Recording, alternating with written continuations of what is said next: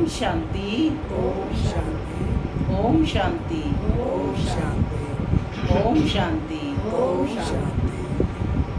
आज 15 जुलाई 2025 प्रातः मुरली ओम शांति बाप दादा मधुबन।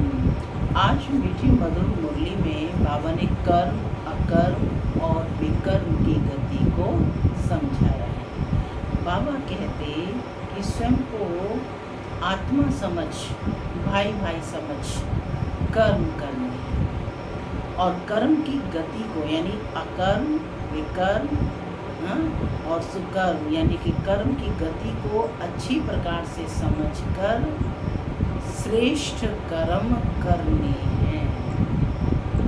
ड्रामा कहकर के पुरुषार्थ करना नहीं छोड़ देना है। हम क्या कहते, ड्रामा में जो होगा हो जाएगा, लेकिन बाबा ने कहा ऐसा कहकर पुरुषार्थ में ढीले नहीं पड़ना है। साथ ही बाबा ने कहा कि बाप तुम्हें आए हैं कांटों से फूल बनाने। ये पढ़ाई राजयोग की हमें फूल बनाती है, तो हमें क्या करना है, दैवी गुणों की धारणा अपने जीवन में करनी है और दूसरों को भी करानी है। देही अभिमानी बनकर चलना है, दूसरों को भी सुनाना है और खुद भी सुनना है। श्रीमत का पालन करना है। सुनते हैं आज के डायरेक्ट ईश्वरीय महावाक्य। ओम शांति। बाबा कहते, मीठे बच्चे, तुम्हें अभी भविष्य 21 जन्मों के लिए यहाँ ही पढ़ाई पढ़नी है। कांटे से खुशबूदार फूल बनना है, दैवी गुण धारण करने और कराने हैं। तुम्हें अभी भविष्य 21 जन्मों के लिए यहाँ ही पढ़ाई पढ़नी है। कांटे से खुशबूदार फूल बनना है, दैवी गुण धारण करने और कराने हैं। आज की मुरली से प्रश्न है, किन बच्चों की बुद्धि का ताला नंबरवार खुलता जाता है? बड़ा विचारणीय प्रश्न है। किन बच्चों की बुद्धि का ताला नंबरवार खुलता जाता है? किन बच्चों की बुद्धि का ताला खुलता है? जो बाप की श्रीमत पर चलते हैं। गुड, आप भी बोलो। सभी आत्माओं का है, आत्मा आत्मा की दृष्टि से रहते हैं। सुनते हैं बाबा का उत्तर। बाबा कहते, जो श्रीमत पर चलते रहते हैं, पतित पावन बाप की याद में रहते हैं, पढ़ाई पढ़ाने वाले के साथ जिनका योग है, उनकी बुद्धि का ताला खुलता जाता है। बाबा कहते, बच्चे अभ्यास करो, हम आत्मा भाई भाई हैं, हम बाप से सुनते हैं। देही अभिमानी हो सुनो और सुनाओ तो ताला खुलता जाएगा। ओम शांति। मना, मैं शांत स्वरूप आत्मा हूँ, शांति मेरा स्वधर्म है। बाबा कहते, मीठे बच्चे अब घर वापस जाना है। ओम शांति। भगवान आज बाप बच्चों को समझाते हैं, जब यहाँ बैठते हो तो ऐसे भी नहीं कि सिर्फ शिव बाबा की याद में रहना है, वह हो जाएगी सिर्फ शांति, फिर सुख भी चाहिए। तुमको शांति में रहना है और स्वदर्शन चक्रधारी बन राजाई को भी याद करना है। क्या बनकर? तुमको शांति में रहना है और स्वदर्शन चक्रधारी बन राजाई को भी याद करना है। तुम पुरुषार्थ करते ही हो नर से नारायण अथवा मनुष्य से देवता बनने के लिए। यहाँ बल कितने भी कोई में दैवी गुण हो तो भी उनको देवता नहीं कहेंगे, देवता होते ही हैं स्वर्ग में।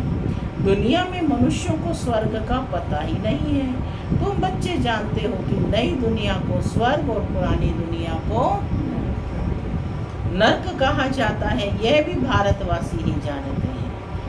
जो देवताएं सतयुग में राज्य करते थे उन्हों के चित्र भी भारत में ही हैं। यह आदि सनातन देवी देवता धर्म के फिर भल करके उन्हों के चित्र बाहर ले जाते हैं पूजा के लिए। बाहर कहाँ भी जाते हैं तो वहाँ जाकर मंदिर बनाते हैं। हर एक धर्म वाले कहाँ भी जाते हैं तो अपने ही चित्रों की पूजा करते हैं। जिन जिन गांवों पर विजय पाते हैं वहाँ चर्च आदि जाकर बनाते हैं। हर एक धर्म के चित्र अपने अपने पूजा के लिए। आगे तुम भी नहीं जानते थे कि हम ही देवी देवता थे, अपने को अलग समझ उन्हों की पूजा करते थे। और धर्म वाले पूजा करते हैं तो जानते हैं कि हमारा धर्म स्थापक क्राइस्ट है, हम क्रिश्चियन हैं, हम बौद्धी हैं। यह हिंदू लोग अपने धर्म को न जानने के कारण अपने को हिंदू कह देते हैं और पूजते देवी देवताओं को हैं। यह भी नहीं समझते कि हम आदि सनातन देवी देवता धर्म के हैं और हम अपने बड़ों को पूजते हैं। क्रिश्चियन एक क्राइस्ट को पूजते हैं।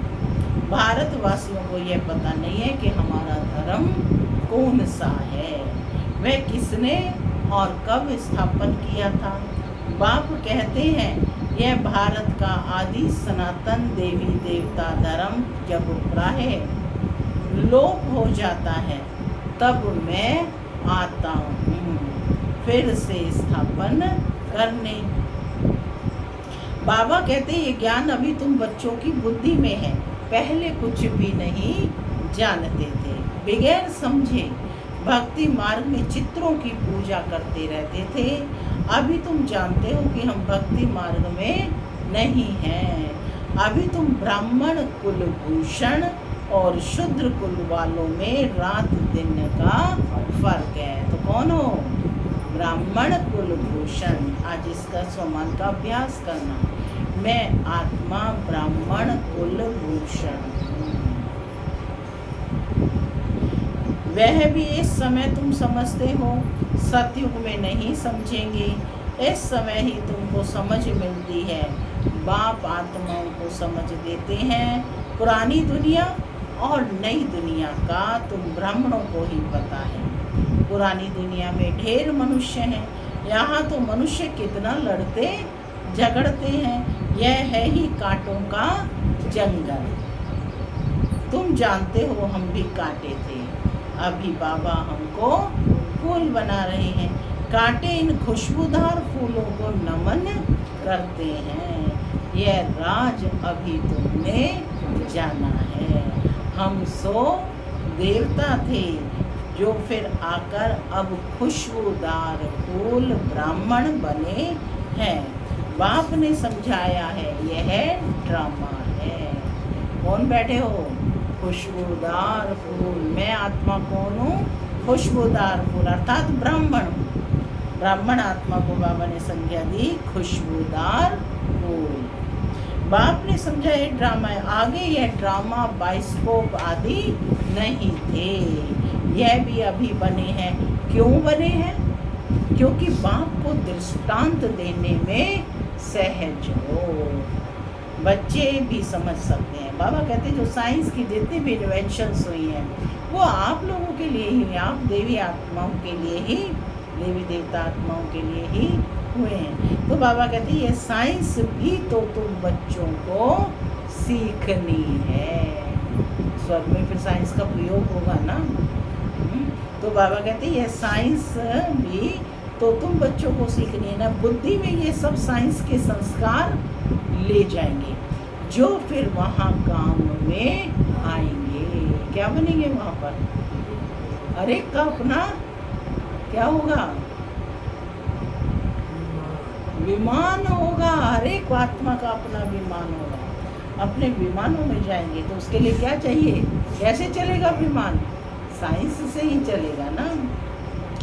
दुनिया कोई एकदम तो खत्म नहीं हो जाती है, संस्कार ले जाए फिर जाकर जन्म लेते हैं। विमान आदि भी बनाते हैं, जो जो काम की चीज़ें हैं वहाँ के लायक हैं वह बनती हैं। स्टीमर बनाने वाले भी होते हैं, परंतु स्टीमर तो वहाँ काम में नहीं आएंगे। भल कोई ज्ञान लेवे या न लेवे, परंतु उनके संस्कार काम में नहीं आएंगे। वहाँ स्टीमर्स आदि की दरकार है। जिन चीज़ों की वहाँ दरकार होगी वही संस्कार वहाँ काम में आएंगे। ड्रामा में है नहीं, बाबा कहते हैं स्टीमर्स का ड्रामा में है नहीं। हाँ, विमानों की, बिजलियों आदि की दरकार पड़ेगी। वह इन्वेंशन निकालते रहते हैं, वहाँ से बच्चे सीख कर आते हैं। ये सब बातें तुम बच्चों की बुद्धि में ही हैं। तुम जानते हो हम पढ़ते ही हैं नई दुनिया के लिए। बाबा हमको भविष्य 21 जन्मों के लिए पढ़ाते हैं। हम स्वर्गवासी बनने के लिए पवित्र बन रहे हैं। पहले नरकवासी थे। मनुष्य कहते भी हैं फलाना स्वर्गवासी हुआ, परंतु हम नरक में हैं यह नहीं जानते, नहीं समझते। बुद्धि का ताला नहीं खुलता। तुम बच्चों का अब धीरे धीरे ताला खुलता जाता है। जो जो ज्ञान की बूंदें पड़ती जाती हैं, बुद्धि का ताला खुलता जाता है। नंबर वार पुरुषार्थ अनुसार ताला उनका खुलेगा जो श्रीमत पर चलने लग पड़ेंगे।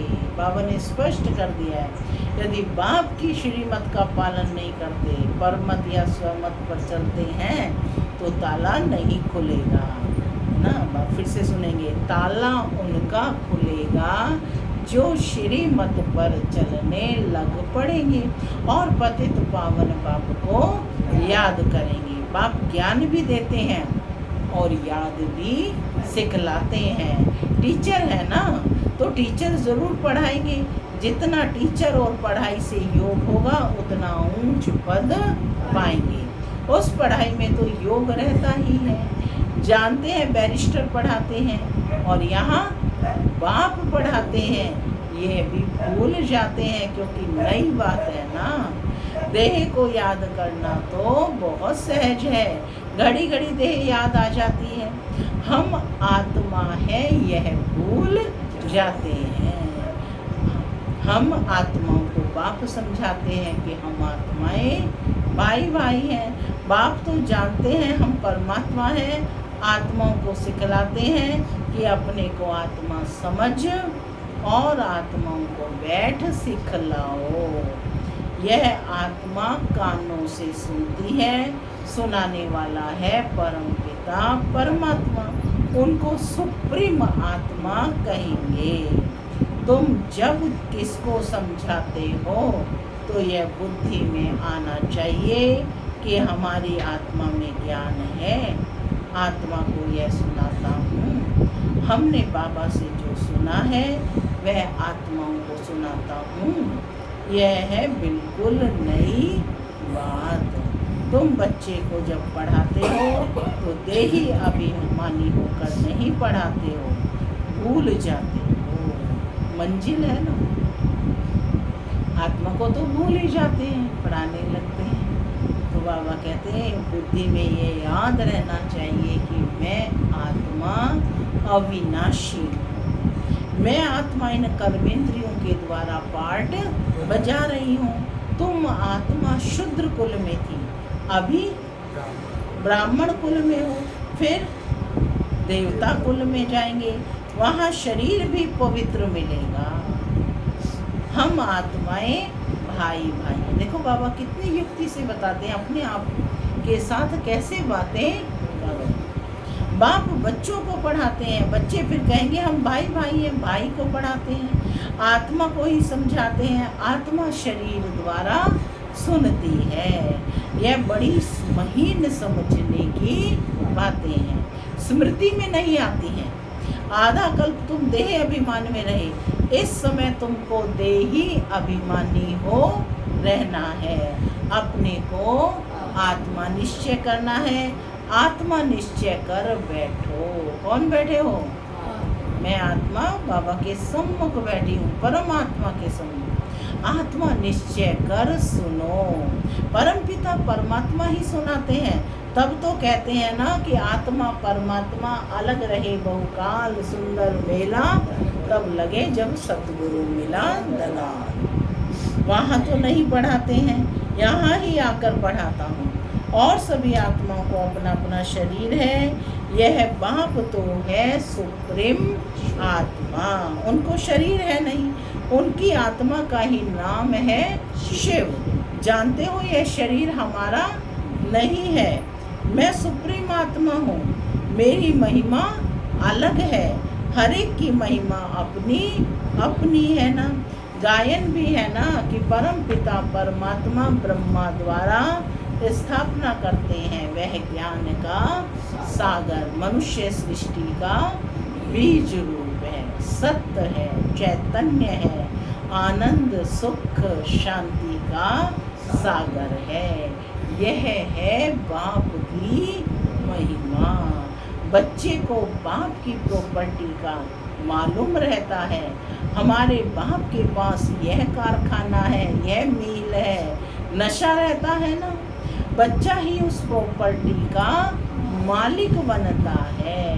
यह प्रॉपर्टी तो एक ही बार मिलती है, लेकिन बाबा कहते हैं यह प्रॉपर्टी तो एक ही बार मिलती है। कौन सी प्रॉपर्टी? सुख शांति पवित्रता और संपन्नता। बाप के पास क्या प्रॉपर्टी है वह कभी सुना है क्या? सुना है? तुम आत्माएं तो अमर हो, कभी मृत्यु को नहीं पाती। कौन हूँ मैं? आत्मा, अमर आत्मा। अमर का मतलब कभी अकाली मृत्यु नहीं होती। प्रेम के सागर भी बनते हो। बाबा कहते तुम बच्चे प्रेम के सागर भी बनते हो। ये लक्ष्मी नारायण प्रेम के सागर है। कभी लड़ते झगड़ते नहीं। यहाँ तो कितना लड़ते झगड़ते रहते हैं। प्रेम में और ही घोटाला पड़ता है। बाप आकर विकार बंद करते हैं। सबसे पहले बाप आकर विकार बंद कराते हैं तो कितना मार पड़ती है। बाप कहते हैं बच्चे पावन बनो, तो पावन दुनिया के मालिक बनेंगे। काम महाशत्रु है, इसलिए बाबा के पास आते हैं तो कहते हैं जो विकर्म किए हैं वह बताओ तो हल्का हो जाएगा। इसमें भी मुख्य विकार की बात है। बाप बच्चों के कल्याण अर्थ पूछते हैं। बाप को ही कहते हैं हे पतित पावन आओ, क्योंकि पतित विकार में जाने वाले को कहा जाता है। यह दुनिया भी पतित है, मनुष्य भी पतित है, 5 तत्व भी पतित हैं। वहाँ तुम्हारे लिए तत्व भी पवित्र चाहिए। इस आसुरी पृथ्वी पर देवताओं की परछाया नहीं पड़ सकती। लक्ष्मी का आवाहन करते हैं, परंतु यहाँ थोड़े ही लक्ष्मी आ सकती है। आएगी लक्ष्मी, है ना, क्योंकि ये दुनिया ही पतित है। यह 5 तत्व भी बाबा कहते बदलने चाहिए। सतयुग है नई दुनिया और यह है पुरानी दुनिया। इनके खलास होने का समय है। मनुष्य समझते हैं कि अभी तो 40,000 वर्ष पड़े हैं, जबकि कल्प ही 5,000 वर्ष का है। तो फिर सिर्फ एक कलयुग 40,000 वर्ष का कैसे हो सकता है? कितना ज्ञान अंधियारा है। ज्ञान है नहीं, भक्ति है ब्राह्मणों की रात। ज्ञान है ब्रह्मा और ब्राह्मणों का दिन, जो अब प्रैक्टिकल में हो रहा है। सीडी में बड़ा क्लियर कर दिखाया हुआ है। नई दुनिया और पुरानी दुनिया को आधा आधा कहेंगे। ऐसे नहीं कि नई दुनिया को जास्ती टाइम और पुरानी दुनिया को थोड़ा टाइम देंगे, नहीं, पूरा आधा आधा होगा। तो क्वार्टर भी कर सकेंगे, आधे में ना हो तो पूरा क्वार्टर भी ना हो सके। स्वास्तिका में भी 4 भाग देते हैं। समझते हैं हम गणेश निकालते हैं, अब बच्चे समझते हैं कि यह पुरानी दुनिया विनाश होनी है। हम नई दुनिया के लिए पढ़ाई पढ़ रहे हैं। हम नर से नारायण बनते हैं नई दुनिया के लिए। श्री कृष्ण भी नई दुनिया का है। श्री कृष्ण का तो गायन हुआ, उनको महात्मा कहते हैं क्योंकि छोटा बच्चा है ना। छोटे बच्चे प्यारे लगते हैं, बड़ों को इतना प्यार नहीं करते हैं जितना छोटों को करते हैं, क्योंकि छोटे कैसे होते हैं, सतो प्रधान अवस्था है, विकार की बदबू नहीं है। बड़े होने से विकारों की बदबू हो जाती है, मैंने कहा क्रोध मोह अहंकार आ जाते हैं। बच्चों की कभी क्रिमिनल आई हो ना सके, यह आंखें ही धोखा देने वाली हैं। इसलिए दृष्टांत देते हैं कि उसने अपनी आंखें निकाल दी। ऐसी कोई बात है नहीं, माने स्थूल में ऐसी कोई बात नहीं है कि अपनी आंखें निकाल दी। तो बाबा कहते हैं ऐसे कोई आंखें निकालते नहीं हैं। यह इस समय बाबा ज्ञान की बातें समझाते हैं। तुमको तो अभी ज्ञान का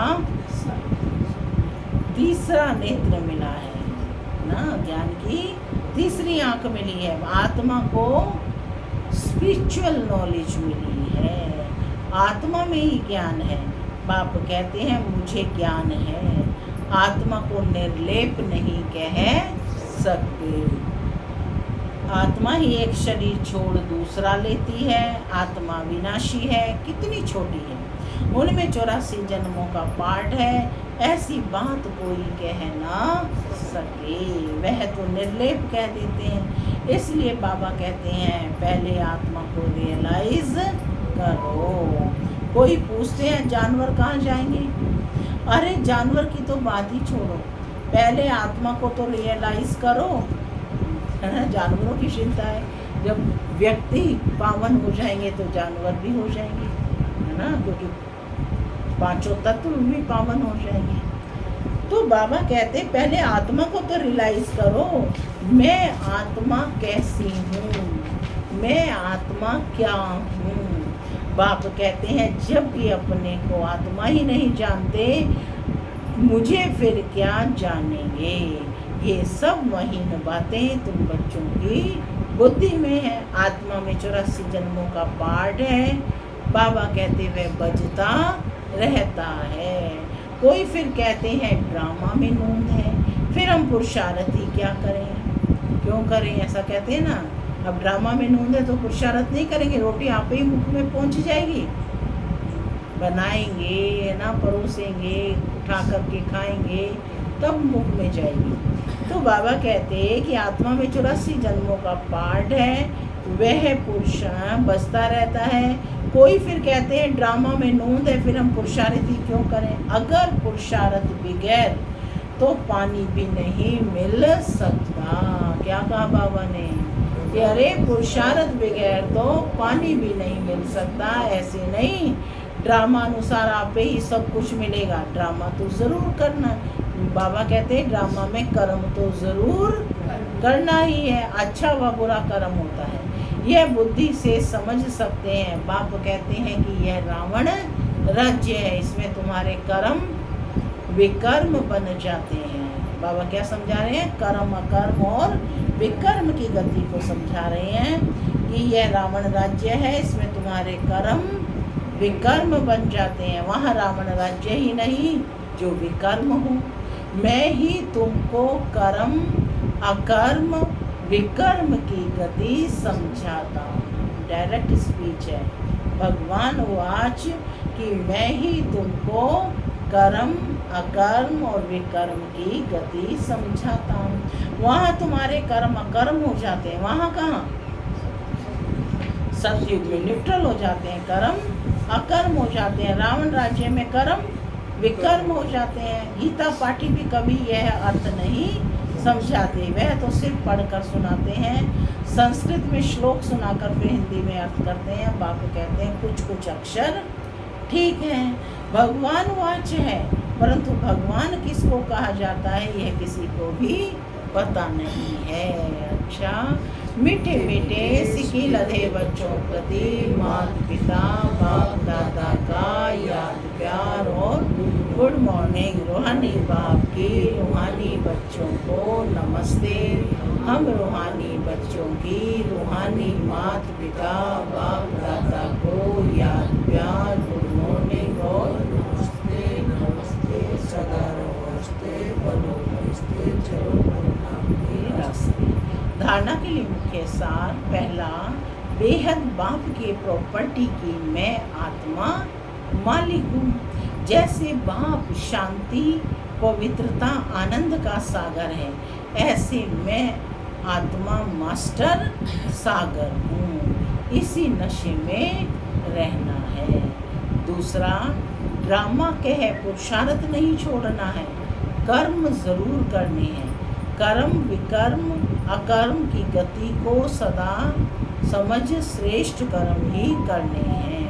कर्म अकर्म विकर्म की गति को समझ सदा श्रेष्ठ कर्म ही करने हैं। आज का वरदान है, समय के महत्व को जान, स्वयं को संपन्न बनाने वाले विश्व के आधार मूर्त भव। सारे कल्प की कमाई का श्रेष्ठ कर्म रूपी बीज बोने का, 5000 वर्ष के संस्कारों का रिकॉर्ड भरने का, विश्व कल्याण का व विश्व परिवर्तन का यह समय चल रहा है।